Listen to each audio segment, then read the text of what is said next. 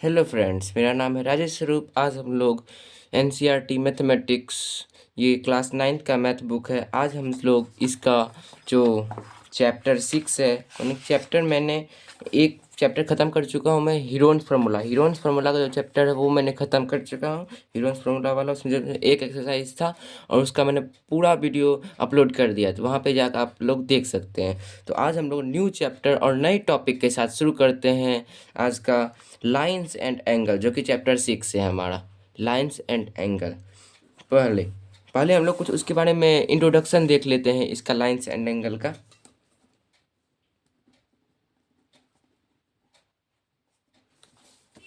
Chapter 6 chapter 6 है हमारा lines and angle.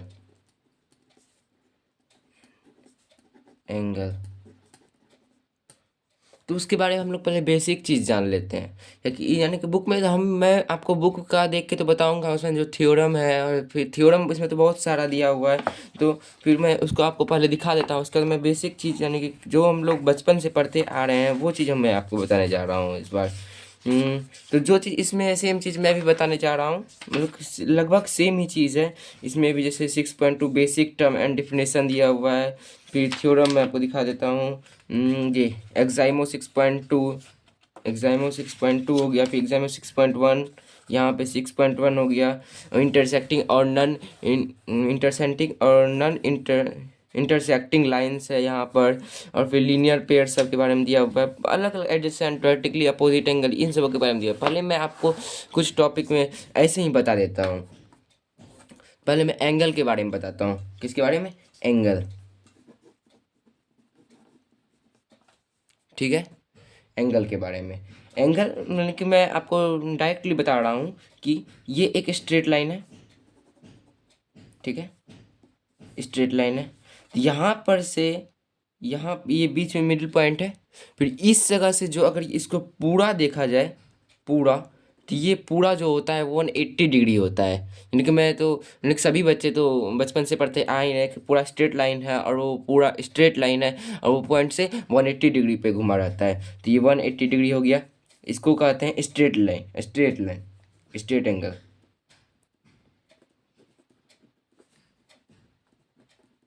ये वाला बेस जो दिया हुआ है, यानी कि इसको हम लोग ए मान लेते हैं, इसको बी मान लेते हैं, ए और इसको सी मान लेते हैं। पॉइंट को हम लोग सी मान लिए हैं, A B C.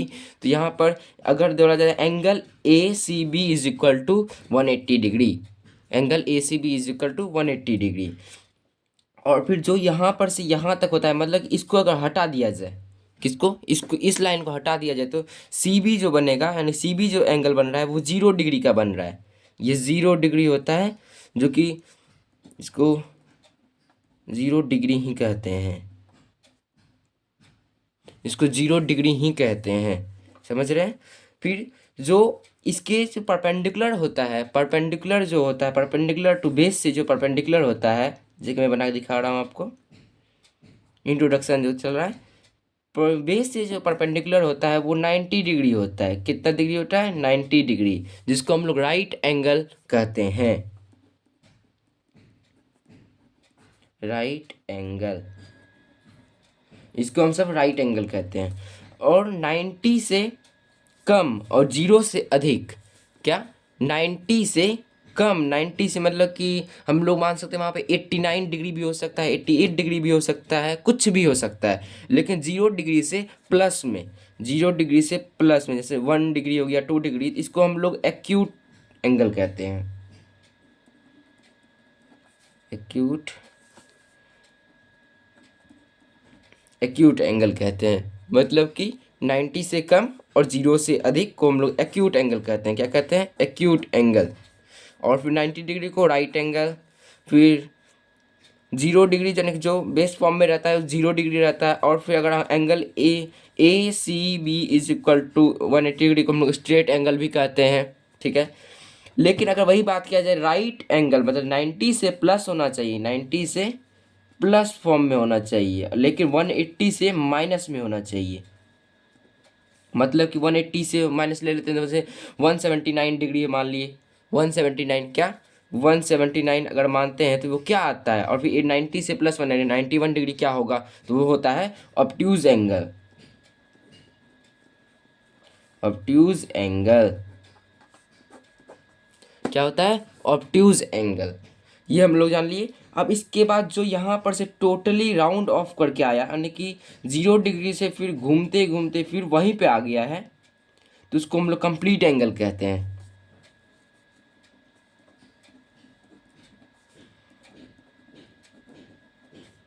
Complete angle जो कि 360 डिग्री होता है। ओ मैं लिखना भूल गया, ये कुछ भी हो सकता है, ये कुछ भी हो सकता है। ये स्ट्रेट एंगल जो होता है वो 180 डिग्री का होता है। कितने का होता है, 180 डिग्री होता है। इस कंप्लीट एंगल 360, 0 डिग्री 0 का होता है, राइट एंगल ट्रायंगल 90 डिग्री का होता है, ठीक ना, लिख चुका हूँ। और एक और चीज़ होता है इसमें, रिफ्लेक्स एंगल, जो कि रिफ्लेक्स एंगल जो होगा वो 180 के बाद और कंप्लीट एंगल 360 से कम होगा तो उसको रिफ्लेक्स एंगल कहते हैं, यानी इसके बीच में।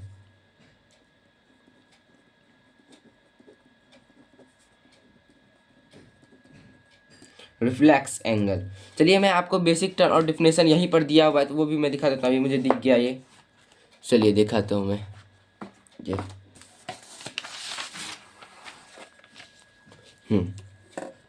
Acute angle triangle. Acute angle triangle क्या बोला है यहाँ पर, जो मैं लिखता हूँ, first term acute angle triangle, नहीं बस एक्यूट एंगल है, बस ये एंगल से देख रहे हैं तो हम लोग, एक बस एक्यूट एंगल है, ट्रायंगल इसमें नहीं है। तो फिर ये क्या होता है हम लोग को, ये हमारा होता है 0 डिग्री से अधिक, ठीक है, 0 डिग्री से अधिक कुछ भी चीज़ हो सकता है, कुछ भी चीज़, ठीक ना। और फिर 90 डिग्री से कम, 90 डिग्री से कम, 90 डिग्री से कम और 0 से अधिक कुछ भी हो सकता है, चाहे एक्स यहाँ पर लिखा, जो एक्स लिखा हुआ है तो हम लोग एक्स ही लिख देते हैं। देखिए यहाँ पर इस जगह पर 0 डिग्री से अधिक और एक्स, फिर 90 से कम, ठीक है, हो गया, ये हो गया। Right angle triangle, second right angle triangle, right angle sorry right angle, ये हमेशा 90 डिग्री होता है। ये क्या होता है, परपेंडिकुलर होता है, परपेंडिकुलर टू बेस फॉर्म, जो बेस में जो भी होगा वो परपेंडिकुलर होता है, ठीक ना। तो अब हम लोग बात करते हैं ऑब्ट्यूज एंगल। ऑब्ट्यूज एंगल वो जो होता है हमारा जो ऑब्ट्यूज एंगल होता है वो 90 से अधिक होता है, 90 से अधिक कुछ भी हो सकता है, और 180 डिग्री से कम होता है। 90 से अधिक 180 से कम कुछ भी हो सकता है, ठीक ना। तो यहाँ पर जो जेड लिखा हुआ था हम लोग जेड ही लिख लेते हैं, ठीक है। फिर इसमें दिया हुआ है स्ट्रेट एंगल।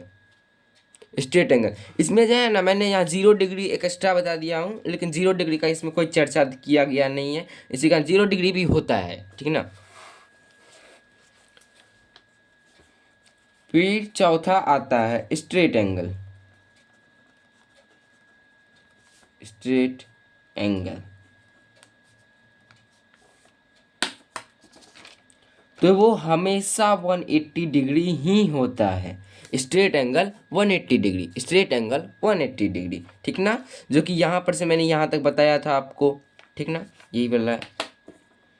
फिर है रिफ्लेक्स एंगल।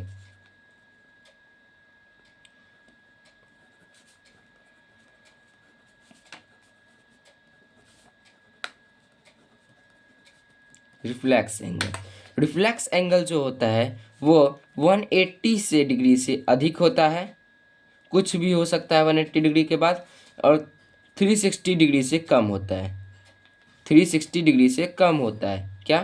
तो यहाँ पर टी लिखा हुआ है तो हम टी यहाँ लिख देते हैं, मतलब 180 से अधिक और 360 से कम को हम लोग रिफ्लेक्स एंगल कहते हैं, रिफ्लेक्स एंगल, ठीक ना। तो ये टाइप्स ऑफ एंगल है, इसमें कंप्लीट एंगल और 0 डिग्री का कोई इसमें चर्चा नहीं किया गया है। तो फिर यहाँ तक समझ गए हैं आप सब? अगर नहीं समझे तो फिर कमेंट करके बताएंगे, तो मैं आपको और अच्छे तरीके से नए वीडियो में और अच्छे तरीके से बताऊँगा फुल्ली डिफिनेशन के साथ। चलिए अब हम लोग कुछ इसके अलग के बारे में जानते हैं। अब इसमें लाइंस पे जो होते हैं ट्रांसवर्सल, सब आप पढ़े ही होंगे, ट्रांसवर्सल हो गया, इंटरसेक्टिंग लाइन हो गया, ये सब के बारे में हम लोग थोड़ा देख लेते हैं। तो कुछ ऐसे मेन पॉइंट्स में जैसे कि आता है अपोजिट एंगल वाला, जैसे कि हम लोग मान लेते हैं इस एंगल को ए, उतना लिखेंगे क्या, इससे बढ़िया ये कर लेते हैं बी सी डी। और इसमें दिया हुआ है वर्टिकली अपोजिट एंगल के बारे में, मैं पढ़ के बता देता हूँ थोड़ा सा। You may also recall the vertically opposite angle, ठीक ना? Angle formed when two line से A B C D intersect each other से at point O, there point is vertically opposite angle. यहाँ पॉइंट ओ में जो A B C D intersect कर रहा है, पॉइंट ओ मतलब यहाँ पे जो ड्राइंग के हिसाब से है, तो ओ पे इंटरसेक्ट कर रहा है, तो opposite side vertically opposite side हमेशा इक्वल होता है। जैसे कि angle A is equal to angle B, ये वाला एंगल ये एंगल के बराबर होता है, ठीक ना?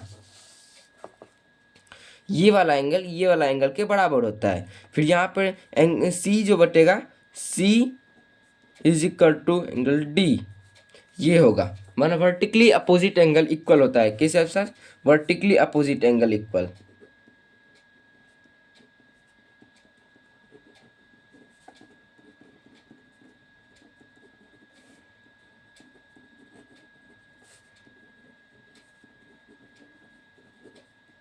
वर्टिकली अपोजिट एंगल इक्वल होता है। चलिए अब हम लोग इस दूसरे के बारे में जानते हैं। अब इसमें दिया हुआ है लीनियर पेयर। किसके बारे में? Linear pair. लीनियर पेयर का मतलब हो गया एक कॉमन बेस है, मतलब कि दो नॉन कॉमन आर्म होगा, एक कॉमन बेस होगा, मतलब कि कॉमन आर्म दोनों चीज़ में ट्रायंगल में, जैसे हम लोग पढ़े थे कंकरेंट करने में कॉमन बेस जो कर रहे थे उसमें, जैसे कि यहाँ पर एक ट्रायंगल है,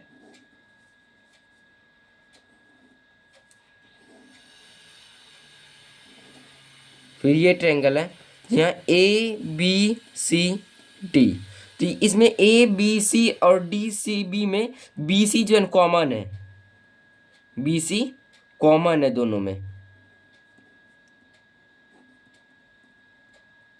बी सी इस दोनों में कॉमन है। उसी तरीके से इसमें दो नॉन कॉमन आर्म होगा, एक कॉमन आर्म होगा, जिसमें से आता है जैसे कि ये स्ट्रेट लाइन करके दिया गया था, हम भी स्ट्रेट लाइन का मान लेते हैं A B C D D. तो यहाँ पे हम लोग देख सकते हैं ई अगर एंगल में देखा जाए, ये वाला एंगल में सी बी डी में, तो हम लोग को यहाँ पर ये लाइन तीनों लाइन आ रहा है, मतलब कि दो लाइन आ रहा है, सी बी डी में बी डी आ रहा है, बी सी बी आ रहा है, और इसमें देखा जाता है ए बी आ रहा है और फिर बी सी भी आ रहा है, इसमें भी इसको हटा दिया जाता है, मतलब इस एंगल में ये दोनों आ रहा है, ठीक ना? तो हम लोग देख सकते हैं तो इसमें बी डी दोनों में कॉमन आ रहा है, किसमें? ए बी डी में और सी बी डी में बी डी कॉमन आर्म है, मतलब कि इसका डिफिनेशन ही होता है there has a two non common arm with one common arm, मतलब एक दो कॉमन नॉन कॉमन आर्म होगा, इसमें एक कॉमन आर्म होगा। फिर है तीसरा टॉपिक जो इसका है वो है adjacent, adjacent angle.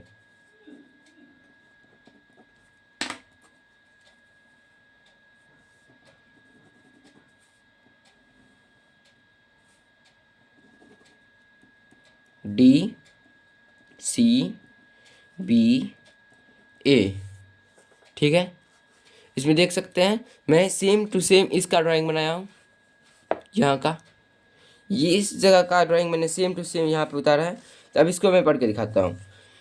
To triangle are adjacent if they have common vertex, a common arm, and their non-common arm are different side and common arm.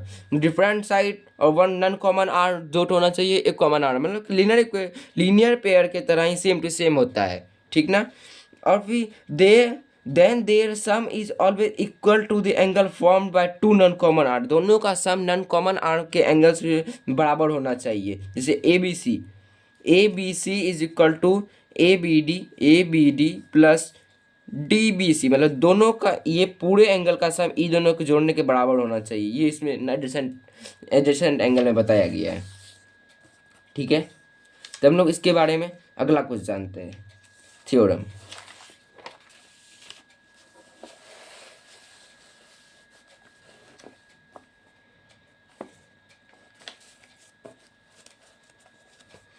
Theorem 6.1 जो कि यहाँ पे दिया हुआ है, theorem 6.1, if two line intersect each other then vertically opposite angles are equal। ये मैंने आपको यहाँ पे बताया था, कुछ देर पहले ही मैंने भी यहाँ पे बताया था। वर्टिकली टू अगर लाइन इंटरसेक्ट कर रहा है each other, vertically opposite angle हमेशा इक्वल होता है। तो यहाँ पे प्रूफ करके यहाँ बताया गया है, थ्योरम था ये वाला, और इसको प्रूफ करके बताया गया है। और एग्जाइमो भी पढ़ लेते हैं थोड़ा सा। If the sum of two adjacent angle is 180 degree then the non common arms are the angle from the line.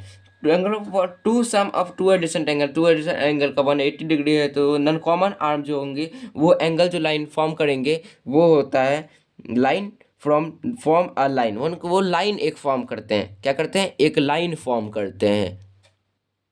तो आगे देखते हैं, चलिए। तब मैं बता रहा हूँ कि थोड़ा कुछ एक्स्ट्रा चीज़ आपको बताता हूँ, जिसमें से पहले जो मैं थोड़ा सा बता देता हूँ इसमें, ये सारा क्वेश्चन जो इधर एक्सरसाइज में जो हम लोग चलेंगे, सारा क्वेश्चन जो है एक वो ट्रांसवर्सल से रिलेटेड है। तो मैं थोड़ा सा पहले ट्रांसवर्सल भी बता देता हूँ। ट्रांसवर्सल, दो लाइन पैरेलल होते हैं उसमें, दो लाइन पैरेलल होते हैं उसमें, और जो बीच से ट्रांसवर्सल जाता है, इंटरसेक्टिंग करता है दोनों लाइन को, तो वो ये एंगल अगर हम मान लें इसको, तो यहाँ ए होगा, ये B C D E F G H, तो मान लिए, ठीक ना। तो अब मैं बताता हूँ इसके बारे में कुछ। तो इसका अगर यहाँ पे डी ए वाला है, तो ये D is equal to E होगा, D is equal to E comma C is equal to F. ये वाला अल्टरनेट इंटीरियर एंगल से होगा। मतलब कि ट्रांसवर्सल में अदर साइड, अपोजिट साइड वाला जो होता है, तो वो अल्टरनेट इंटीरियर एंगल इक्वल होता है। यहाँ पे सी ये वाला हो गया, फिर A is equal to H, A is equal to H, B is equal to G, ये अल्टरनेट एक्सटीरियर एंगल होगा, exterior angle,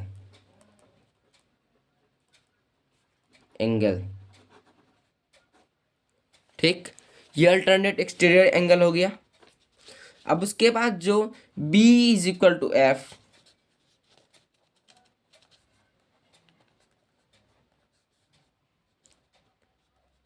A is equal to E, C is equal to G, D is equal to H, ये corresponding angle होगा।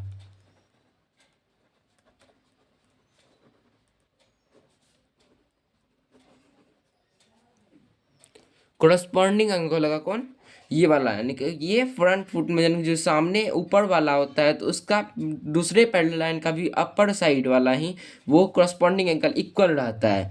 ए का ई होगा, सी का जी होगा, B D का H होगा, ठीक है। तो यहाँ पर ये चीज़ जानने को मिला। अब इसके बाद अगर जो भी चीज़ हम लोग इसमें लगाएंगे, तो वो फिर वो क्वेश्चन सब, यानी कि सब क्वेश्चन यहाँ पे बन जाएगा। तो फिर आज के लिए इतना ही। वीडियो बहुत लंबा हो जा रहा है, इसी कारण अगले वीडियो में मैं इसके वर्कशीट 6.1 के सभी क्वेश्चंस को बना के अपलोड कर दूंगा। और फिर अगर आपको किसी भी क्वेश्चन में दिक्कत हो तो आप मुझे कमेंट्स करके पूछ सकते हैं। धन्यवाद।